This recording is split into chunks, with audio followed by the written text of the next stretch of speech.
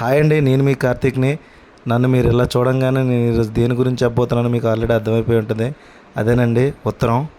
ఉత్తరానికి మనకి చాలా అనుబంధం ఉండి ఉంటుంది.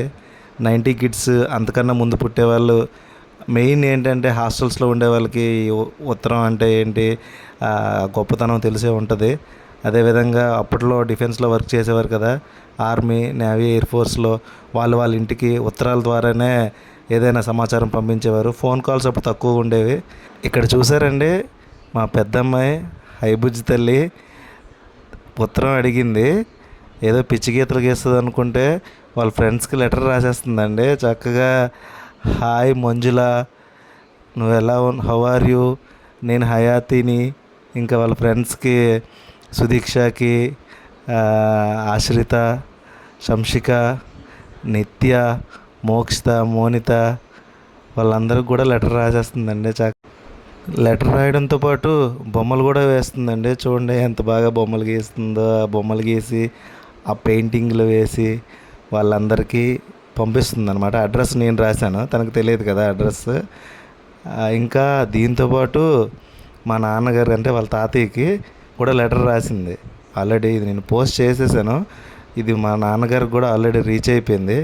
మా నాన్న అయితే చాలా హ్యాపీగా ఫీల్ అయ్యారు.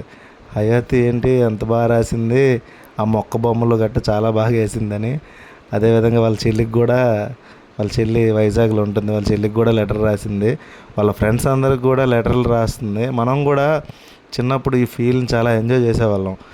లెటర్స్ వస్తే హ్యాపీ న్యూ ఇయర్ అప్పుడు మెయిన్ ఈ పోస్ట్ కార్డ్తో మీదే ఏవో బొమ్మలు గీసేసి ఫ్రెండ్స్కి అలా పంపించేవాళ్ళం.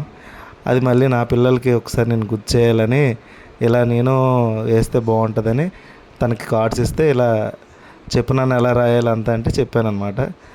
చాలా బాగుంది. మీరు కూడా ట్రై చేయండి ఒకసారి.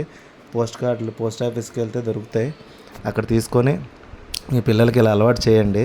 పాత జ్ఞాపకాలన్నీ అలా నెమరు వేసుకుంటే చాలా బాగుంటుంది కదా కదండి. ఎంత బాగా పోస్ట్ కార్డ్ మీద బొమ్మలు గీస్తుందో, దాటితో పాటు స్కెచెస్ ఎలా అప్లై చేస్తుందో ఆ బొమ్మలకి చాలా హ్యాపీ అనిపించింది నాకు. ఇక్కడ చూసారా, పోస్ట్ బాక్స్ దగ్గర తీసుకెళ్ళాను. ఆ ఉత్తరాలన్నీ కూడా ఒక 10-12 అందరికీ రాసింది, ఫ్రెండ్స్ అందరికి కూడా. ఆ లెటర్స్ అన్నీ కూడా పోస్ట్ బాక్స్లో వేస్తూ ఎంత ఎంజాయ్ చేసిందో. ఎక్కడ వేస్తే అక్కడికి ఎలా వెళ్తుంది నాన్న అని చాలా డౌట్లు అడిగింది. ఆ తర్వాత రీచ్ అయ్యాక అందరికీ లెటర్స్ వచ్చేసాయని చెప్పి అలా ఎంజాయ్ చేయడం మొదలుపెట్టింది. అదేవిధంగా ఇంకా మన ఛానల్ ఎవరైనా సబ్స్క్రైబ్ చేయనట్లయితే సబ్స్క్రైబ్ చేసుకోండి, లైక్ కొట్టండి, షేర్ చేయండి. Thank you.